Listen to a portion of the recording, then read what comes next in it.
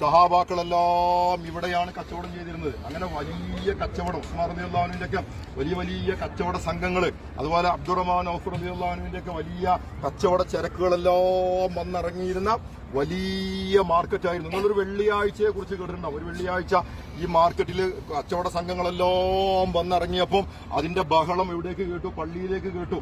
അപ്പം മാർക്കറ്റിൽ കച്ചവട സംഘങ്ങളും ഒട്ടകങ്ങളും ചരക്കുകളും ഒക്കെ കൂടി വന്ന് ഇറങ്ങിയിട്ടുണ്ടെന്ന് അറിഞ്ഞപ്പം സഹാബാക്കളാണെങ്കിൽ നബിന്റെ കുത്തുബങ്ങനെ കേട്ടുകൊണ്ടിരിക്കുകയാണ്. ഈ സമയത്താണ് മാർക്കറ്റിൽ പുതിയ കച്ചവട സംഘം വന്നിറങ്ങിയ ബഹളം കേൾക്കുന്നത്. ആ ഘട്ടത്തിൽ അവർക്കെന്ത് തോന്നിയത്? കുത്തുബ കഴിഞ്ഞതിന് മുമ്പ് സ്ഥലം അങ്ങോട്ട് കാലിയാക്കാം എന്ന് പറഞ്ഞിട്ട് അള്ളാന്റെ റസൂല് അവിടെ കുത്തുബ നിർവഹിച്ചുകൊണ്ടിരിക്കെ സഹാബാക്കളെല്ലാം നബിനെ അവിടെ വിട്ടിട്ട് എന്ത് ചെയ്തു? നേരം അങ്ങോട്ട് പോകുന്നു എന്നാണ്.